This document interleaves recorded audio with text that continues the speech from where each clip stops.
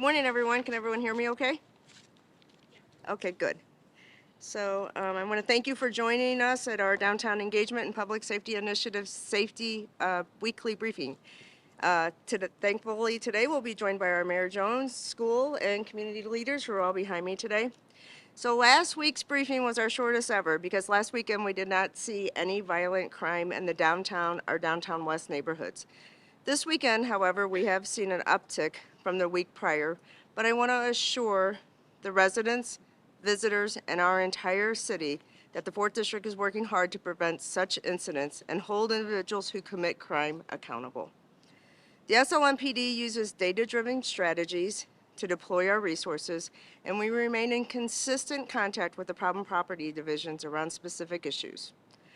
On Friday night, District 4 received a call for a shooting at 14th and Lucas. The victim reported that he was looking for his parked vehicle and he heard someone yelling behind him. He then saw an individual run up to him holding a handgun. In fear for his safety, the victim began to run. He then heard one shot and felt pain on his back groin.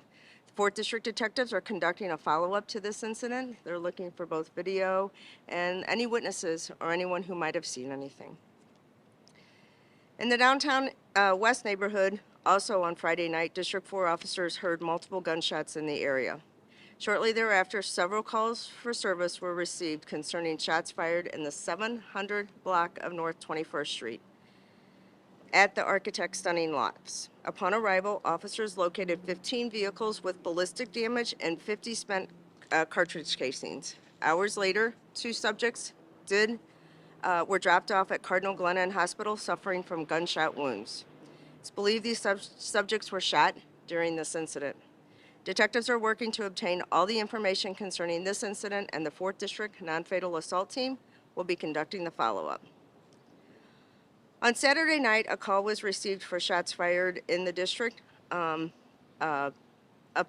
arrival, and in the area of 13th and Convention. Upon arrival, officers discovered 2 victims with gunshot wounds. One had been shot in the chest, and one had received a graze wound to their leg. The investigation revealed that both victims were caught in crossfire of 2 groups of individuals that had just left an event on 13th Street at an event venue called The Den. A scene of more than 100 spent shell casings were located, and the officers observed vehicles with ballistic damage and at least 9 apartment windows that had damage to them. In this incident, both victims were conveyed to an area hospital, one victim being critical but stable, and the other victim is stable. The 4th District will also handle a follow-up to this incident as well. Also on Saturday night, District 4 received a call for a shooting in the area of 14th and Washington. In this incident, 2 victims were stopped at a light in their vehicle eastbound on Washington at 14th Street. When the light turned green, the victims began to drive off when suspects who were standing around them began firing at them. One victim was struck in the neck by the gunfire and the other was not injured. The victims drove themselves to an area hospital where the victim who was shot is listed in critical but stable. The 4th District and the 4th District Non-Fatal Assault Team will also be handling the follow-up in this investigation. This weekend we had 9 cars that were broken into and 2 firearms that were stolen. I will remind residents that Crime Stoppers is offering a reward for tips that lead to arrest of individuals breaking into cars in the downtown and the downtown west neighborhood. Currently in the city, we have 102 UCR homicides for 2022. At the same time last year, we had 110, and in 2020 at this time, we had 156 UCR homicides. I would like to now turn this over to the mayor, I believe. Yes. Good morning, and thank you, Major Kriesmann, for that update. It's been a busy week with flood response and relief efforts, so thank you all for joining us today. My administration has already taken action on a variety of public safety issues downtown. Following extensive community input and feedback from neighborhood residents and businesses, the Public Safety Department continued restrictions on scooters through 2022 while we adjust the permitting process. This is in line with steps taken by other cities across the Midwest, including Milwaukee, Cincinnati, Chicago, and has led to fewer weekend incidents. Last year, Rain Restaurant was closed after numerous complaints, and the Problem Properties Division remains engaged on a series of issues in the area. The Board of Aldermen is also working on legislation to regulate short-term rentals, and we expect that bill to be introduced when the board returns from recess in the fall. I remain optimistic about downtown's future, even if workers want to work from home or more often since the COVID-19 pandemic started. And we're committed to listening to community feedback on our efforts to reimagine and improve public safety, as we've always done. Preventing crime and holding those accountable who commit it is just one aspect of this work. Part of making downtown a safer place is keeping it active, lifting up events that are keeping downtown active. This week at the America Center, the Pentecostal Assemblies of the World is holding their 107th annual convention, bringing religious leaders from across the country to St. Louis. And this weekend, we're gearing up for back to school season. School and community leaders are bringing back the St. Louis Public Schools Back to School Expo this Saturday, August 6th from 10 a.m. to 6 p.m. And for working parents like me who are trying to balance back to school shopping with their work schedule, this is a great opportunity to get prepared. I can tell you every August during tax-free weekend, I clear an afternoon and spend it with my son Aiden as we get clothes and other items to prepare him to go back to school. Sponsored by the Urban League of Metropolitan St. Louis, the expo offers book bags and school supplies to youth, and St. Louis Public School officials will be on hand to assist parents with any questions they have. It's a one-stop shop where you can pick up free school supplies, get up-to-date vaccinations, including against COVID-19, and receive free health screenings and other resources. Bringing together more than 350 partners from across our region, more than 27,000 families came to downtown in past years, and event organizers are expecting a big turnout this year. City departments, including the City of St. Louis Department of Health, will be on hand with resources, and my administration is also looking to see if we can get any flood relief on site as well. Thank you to the Urban League and St. Louis Public School leaders for your hard work in setting this incredible opportunity for families, which will keep downtown active and vibrant this weekend. And speaking of schools, I want to remind St. Louisans that tomorrow is Election Day. One of the questions, Proposition S, concerns our public schools, so remember it this way. Prop S means S stands for schools. The St. Louis Board of Education placed Prop S on the ballot, and the question is a no tax bond issue that would help fund repairs at all of the more than 60 St. Louis public school locations. This work would include HVAC replacement, lead removal, roof replacement, and more. The Board of Election Commissioners is also reminding St. Louisans to make a plan to vote tomorrow. That includes double checking your polling location, which may have changed due to redistricting. My father's polling place changed and he lives right across the street from me, so make sure that you check your polling places. You can check them on the Board of Elections webpage. I've already heard from a few friends, including my dad, that their voting place changed even though they voted there previously for years. No matter who you are or who you are voting for or how you're voting, voting is an important way to make your voice heard.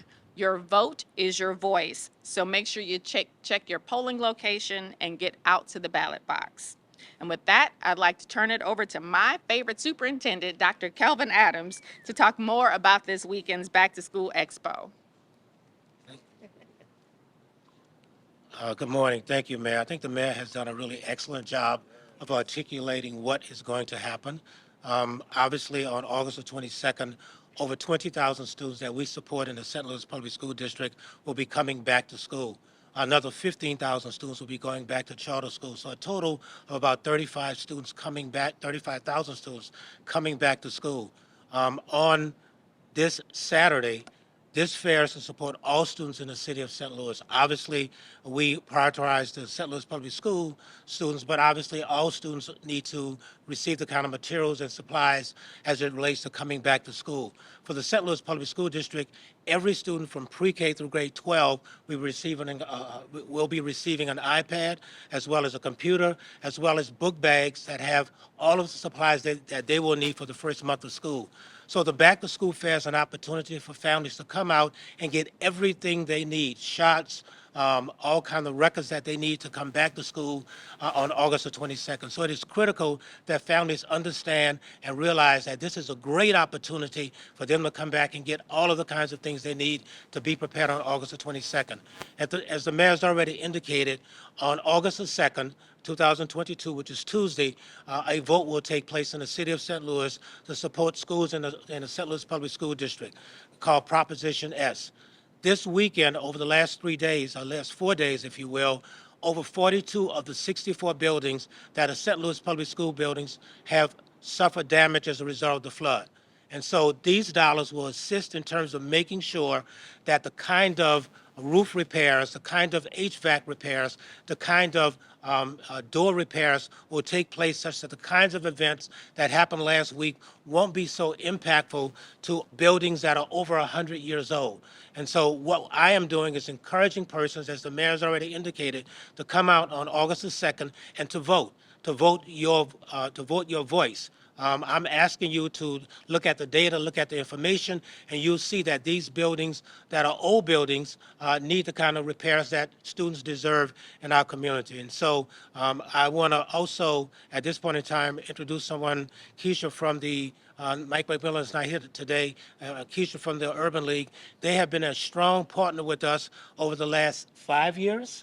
Or longer, quite frankly, to put on this kind of activity to support students in the city of St. Louis. We've gone back and forth in terms of how best to support the students in the city of St. Louis, and we see this fair being a great opportunity to signal two things. Number one, school is about to start. Number two, if you need something, this is the place to come to get anything you need to accommodate yourself such that your children or your child can be ready for school. So without further ado, I'd like to turn it over to Kesha Chapman, who is representing Mr. Mike McMillan today.